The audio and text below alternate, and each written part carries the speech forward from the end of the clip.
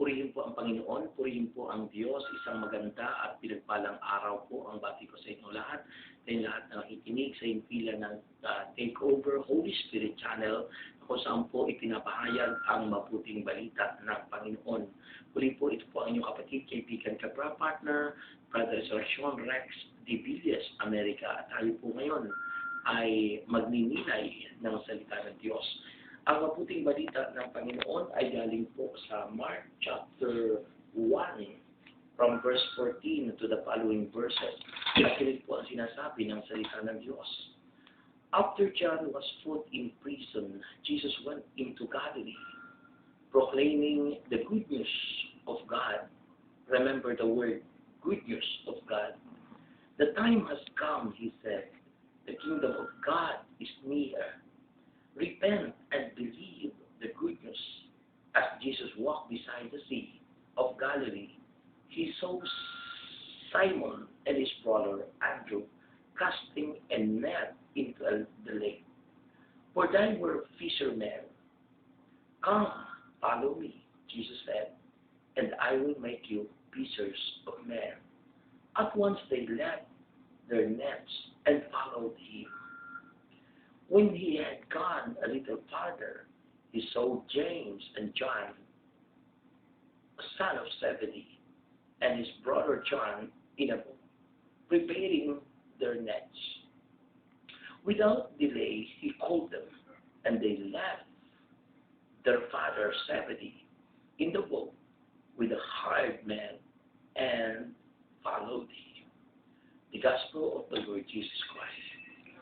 Purihin po ang Panginoon, purihin po ang Diyos, mga minamahal kong kapatid. Nais ko pong ibahagi sa inyo ang sinasabi po ng Gospel na ang pinamagatan ko po itong the good news of God. Alam po natin kung ano po ang good news. Sabi nga po, ito ang mabuting balita ng Panginoon. At magandang panilayan po natin ay yung sinabing the good news of God or the good news from God. Ang God po na tinutukoy dito ay ang God the Father. At siyempre ang nangangaral po ay ang Panginoong Jesucristo.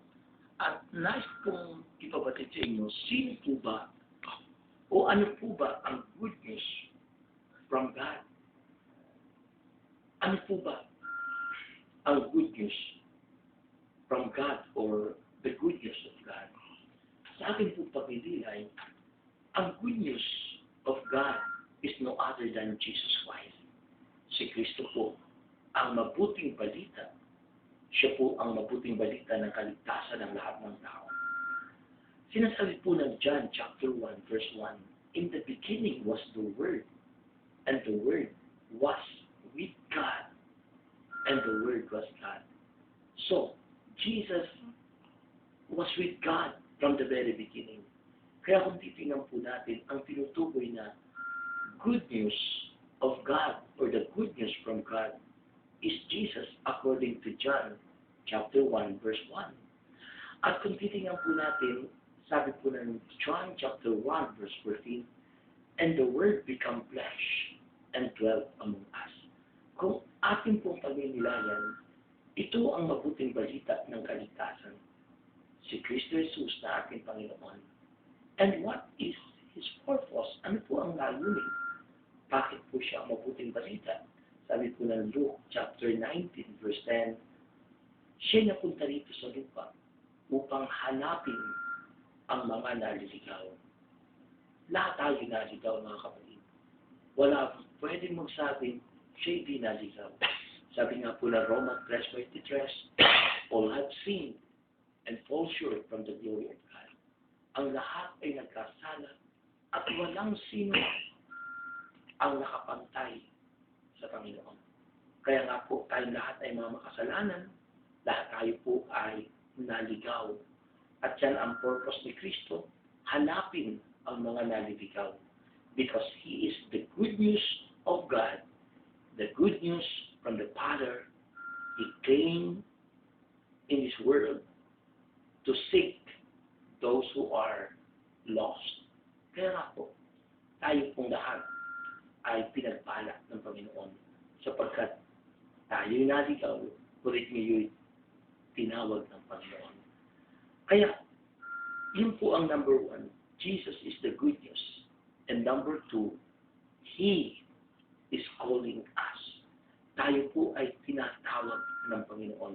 Kaya nga po sabi dito ng banal na kasulatan, the time has come, verse 15 ng Mark chapter 1, He said, the kingdom of God is near. Repent and believe the good news. Repentance, it means metanoia in Greek word. And remember, metanoia is to change our mind, to change our heart, and to change our character. Ang mabago po ang ating mga isipan, mabago ang ating puso, mabago ang ating mga pag-uugali. Bakit po sapagkat sinasabi nga po ni San Pablo Apostol sa Romans chapter 12, verse 2, huwag na kayong umayon sa takbo ng mundo ito. Mag-iba na kayo at magbago ng isip upang malaman niyo kung ano ang kalooban ng Diyos, kung ano ang mabuti at talagang ganap. So we need to change our mind because our mind is the door. It is the door of evil and good. Kaya nga po mahalaga na ang ating isip ay maging bago. Alam natin kung ano ang mabuti, alam natin kung ano ang masama. At kung na-change ang ating mind, kung nabago ang ating isipan, ang isipang ito'y pipiliin kung ano ang dapat ipasok, kung ano po ang tama, siya ang ating tatanggapin. Sapagkat ang isipan ay pintuan ng lahat ng ating mga tatanggapin tungo sa ating puso. Ang ating puso ay imbakan. Kaya kung masama ang ating tinatanggap mula sa tinig ng kaaway, ang maiimbak sa ating mga puso ay kasamaan. At ang wika ng Panginoon sa kanyang mabuting balita, kung ano ang laman ng dibdib, ay siyang magiging bukang bibig.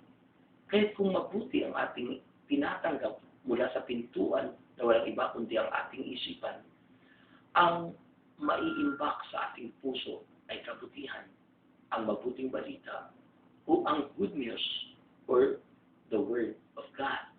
Kaya nga po kung Word of God o good news ang nasa ating puso, tinitiyak ko sa inyong magkakaroon ng pagbabago ang ating character. Mababago ang ating mga pag-uugali. At yan po ang ibig sabihin ng repentance or metanoia, to change our mind, to change our heart, and to change our character. Dahil sa repentance, ito ang umpisa ng panawagan ng Diyos.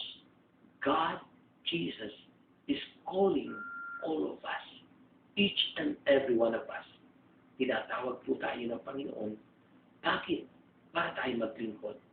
Remember, brothers and sisters, that after we are saved, matapos na tayo iligtas ng Panginoon, ang next is discipleship. Hindi po pwedeng huminto tayo sa pagiging ligtas. Kailangan po natin maglingkod. Yun po ang second step. It is discipleship. Halaga po ang discipleship.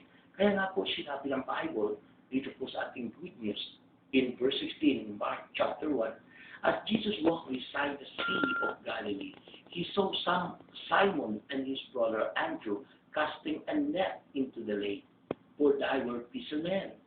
Jesus said, "Come, follow me," Jesus said, "and I will make you fishers of men." Verse 18, at once they left their nets and followed him. Hindi sila nag-atubili. Iniwan nila ang kanilang lambat at ang kanilang bangka at sumunod kay Jesus. Kaya mga minamahal, mahalaga po ang pagsunod. Di natin dapat pahalagahan ang mga makasanlibutan o ang maging pang-natural nating pamumuhay. The most important thing, brothers and sisters, is to make Jesus our priority. We need to serve Him with all our hearts. Why? Because the third lesson dito po sa ating pinag-uusapan, the good news, number one is Jesus. Number two, He is calling us. And finally, sabi po ng salita ng Diyos, He is providing us our needs. He is Jehovah Jireh. He will provide all of our needs according to His riches and glory. Kaya nga po sabi ng Philippians 4 verse 19, mula sa kayamanang hindi nauubos ng Diyos, ay ipagkakaloob niya ang lahat ng ating pangailangan sa pamamagitan ni Kristo Jesus na ating Panginoon. He will supply all our needs. Kung tayo tumugon sa panawagan niya, bahala ang Diyos sa atin kung paanong iniwan ng mga alagad ang kanilang mga lambat dahil they know that Jesus Christ, their masters, their Savior, He will supply all their needs according to His riches and glory.